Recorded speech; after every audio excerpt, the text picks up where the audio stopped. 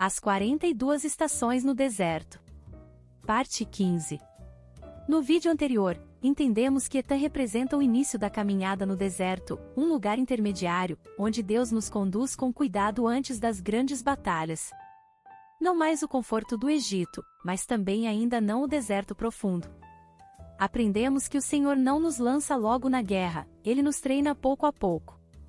Em Etam, vemos sua proteção, direção e fidelidade na coluna de nuvem e de fogo, ensinando-nos confiança e dependência. Antes do combate, Deus forma o nosso caráter e fortalece a nossa fé. Inscreva-se no canal, ative as notificações e compartilhe este vídeo com outras pessoas. Juntos, podemos levar a palavra de Deus ainda mais longe. E agora, damos um passo além. Se antes vimos o cuidado inicial de Deus, agora veremos o que Ele deseja produzir em nós logo no começo da caminhada, visão espiritual. Vamos ao conteúdo. O prenúncio da necessidade de visão espiritual, os ossos de José.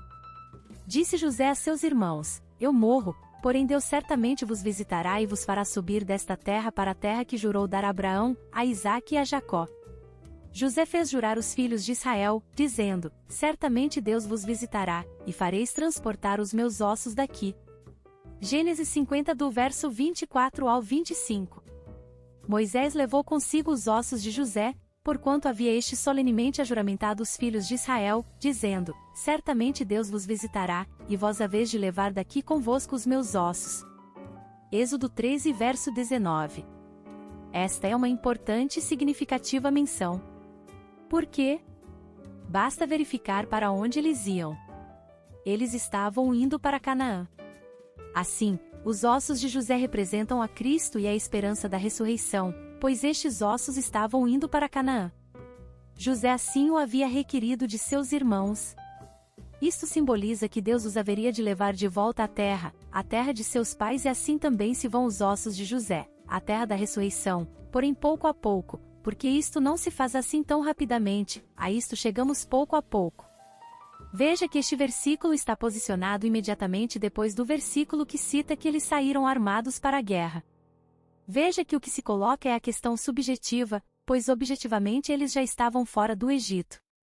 Os ossos de José, que os filhos de Israel trouxeram do Egito, enterraram-nos em Siquém, naquela parte do campo que Jacó comprará aos filhos de Amor, pai de Siquém, por 100 peças de prata, e que veio a ser a herança dos filhos de José. Josué 24 verso 32. A necessidade de visão espiritual. O Senhor ia adiante deles, durante o dia, numa coluna de nuvem, para os guiar pelo caminho, durante a noite, numa coluna de fogo, para os alumiar, a fim de que caminhassem de dia e de noite. Números 13 verso 21. Observe aqui duas palavras-chave: guiar e alumiar, a fim de que andassem de dia e de noite. Eles tinham que aprender a andar. Eram 20 quilômetros. Havia crianças e animais. Não era uma situação comum, era incomum. Em Etam, nós somos levados a compreender que é o Senhor quem nos guia e nos dá visão espiritual. Nós precisamos ser guiados por uma visão espiritual. É aqui que começa a obra de Deus. Nossa obra pode começar a qualquer momento, nosso ativismo, mas a obra do Senhor em nós só pode brotar da visão dada por Deus de quem Ele mesmo. Quando Paulo, em Atos 9, teve aquela visão, uma nuvem de glória o cobriu, e ele caiu aos pés do Senhor Jesus. Ele viu o Senhor e perguntou: Quem és tu, Senhor? A obra de Deus em Paulo começou quando ele teve a visão de quem é Cristo. Sem compreender essa nuvem, sem a visão clara dessa nuvem que iria guiá-los, sem a compreensão exata dessa coluna de fogo que estaria sobre eles nas trevas à noite, os israelitas jamais poderiam caminhar. Devemos ver o objetivo de Deus em Cristo. Sem visão espiritual, nosso serviço para Deus segue o impulso de nossas próprias ideias, dos nossos pensamentos, mas não pode estar de acordo com o plano de Deus. Quando examinamos a vida de Paulo, vemos que para ele esta revelação teve duas etapas. Quando, porém, ao que me separou antes de eu nascer e me chamou pela sua graça, aprouve revelar seu Filho em mim, para que eu pregasse entre os gentios, sem detença, não consultei carne e sangue. Gálatas 1 versos 15 e 16. Esta foi uma revelação interior, subjetiva. Pelo que, ó rei Agripa, não fui desobediente à visão celestial. Atos 26 verso 19. Essa foi uma visão exterior, objetiva, concreta, prática. A visão interior e a exterior, juntas, nos tornam perfeitos, o que significa realmente a vida e a obra de Cristo, o significado da obra de Deus em nós. Estas duas visões tornam o todo perfeito, enquanto uma sem a outra é insuficiente. Mas, o que significa visão espiritual? É o romper da luz divina. A luz em nós revela quem nós somos. A característica marcante da obra de Deus não é a doutrina, mas uma vida que vem pela revelação procedente da luz de Deus. Visão espiritual, doutrina e vida. Muitas pessoas enfocam apenas a doutrina. A doutrina com certeza é importante, mas a vida cristã tem dois aspectos preponderantes: doutrina e prática. A prática é a vida. Que adianta ter a doutrina e não ter a vida, ou que adianta enfatizar a vida sem a doutrina? Precisamos encontrar o equilíbrio da obra de Deus. Em Etã, podemos ver que sobre aquele povo estava a luz do Senhor que os guiava. Hoje o Senhor tem nos guiado através da obra do Espírito Santo. E o aspecto prático disso está na doutrina e na vida do Espírito Santo. A doutrina é a palavra e a vida é o próprio Espírito de Cristo em nós, é a vida de Deus. Em Etã aprendemos a importância de sermos guiados, a importância de ter uma visão espiritual. Vemos o começo das batalhas e como o Senhor nos conduz através da sua proteção, através da paz, da alegria. Ele não nos lança primeiro para dentro do deserto, antes ele nos treina e nos leva a ter uma visão espiritual. Agora ele acende sobre nós a sua coluna, ele coloca sobre nós a sua nuvem, o seu Espírito Santo, o Senhor Jesus, que é o caminho por onde nós somos guiados. Por isso nós temos que andar no Espírito, porque o caminho é Cristo. É aqui que nós vamos peregrinando na nossa jornada espiritual e nos desvencilhando de tudo aquilo que não glorifica a Deus. Não havendo visão o povo se corrompe, Provérbios 29 verso 18. Carecemos de visão espiritual. Necessitamos ter uma visão clara da vontade de Deus, dos caminhos de Deus, dos propósitos de Deus. Visão, a partir de uma interpretação mais profunda da palavra de Deus, é algo que vemos com o nosso espírito. O Espírito Santo revela a mente de Deus no nosso espírito. Visão não é algo que vem de nós mesmos, não vem da nossa vida natural, é algo que vem como revelação da parte de Deus. Mas, como está escrito, nem olhos viram, nem ouvidos ouviram, nem jamais penetrou em coração humano o que Deus tem preparado para aqueles que o amam. Mas Deus nolo revelou pelo Espírito, porque o Espírito a todas as coisas perscruta, até mesmo as profundezas de Deus. Porque qual dos homens sabe as coisas do homem, senão o seu próprio Espírito, que nele está? Assim, também as coisas de Deus, ninguém as conhece, senão o Espírito de Deus. Ora, nós não temos recebido o Espírito do mundo, e sim o Espírito que vem de Deus, para que conheçamos o que por Deus nos foi dado gratuitamente. 1 Coríntios 2 do verso 9 ao 12. Aquilo que os olhos não viram, nem ouvidos ouviram, e nunca veio até a mente do homem, isto é, aquilo que Deus tem preparado para aqueles que o amam é algo que Deus tem revelado pelo seu Espírito Santo. Ninguém conhece as profundezas de Deus, mas o Espírito de Deus conhece e as revela para nós. Isto é visão espiritual.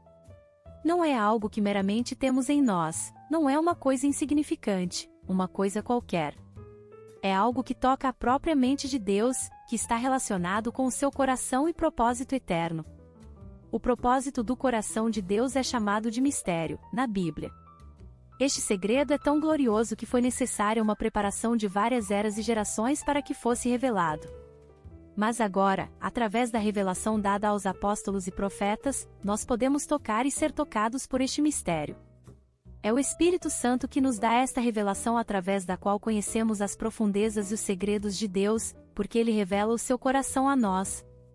Deus deseja que conheçamos o seu mistério e que possamos adentrar e tocá-lo. Tudo isto vem por meio de revelação. E quando Deus revela, nós vemos. É esta verdade que precisamos entender em Etã. A coluna de nuvem de dia e a coluna de fogo à noite era algo espiritual, glorioso, íntimo e profundo, era a revelação de uma manifestação de Deus.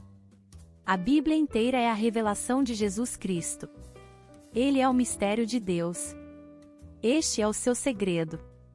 E, ao analisarmos outras citações bíblicas acerca deste tema, podemos perceber que o mistério de Deus é Cristo, e o mistério de Cristo é a Igreja. Deus deseja que conheçamos seu Filho. É por meio da revelação que o Filho de Deus, o Senhor Jesus Cristo, é manifestado e pode ser formado em nós. Não há nada mais importante para o cristão do que a visão de quem é Cristo, a visão da pessoa e da obra de Cristo. Por isso, o Senhor deseja nos guiar. Essa nuvem, que fala da revelação, da manifestação do Senhor visa nos guiar a Cristo, é a visão do Filho de Deus, o Senhor Jesus. Deus deseja que nós vejamos seu Filho como ele também vê. Visão espiritual e os homens de Deus. Abraão. Antes que Abraão existisse, eu sou, João 8 verso 58. Abraão, vosso pai, alegrou-se por ver o meu dia, viu-o e regozijou-se, João 8 verso 56. O livro de Hebreus nos é revelado que Abraão aguardava a cidade que tem fundamentos, e que Deus continua edificando. Pela fé, Abraão, quando chamado, obedeceu, a fim de ir para um lugar que devia receber por herança, e partiu sem saber aonde ia. Pela fé, peregrinou na terra da promessa como em terra alheia, habitando em tendas com Isaque e Jacó, herdeiros com ele da mesma promessa, porque aguardava a cidade que tem fundamentos, da qual Deus é o arquiteto e edificador. Hebreus 1 do verso 8 ao 10.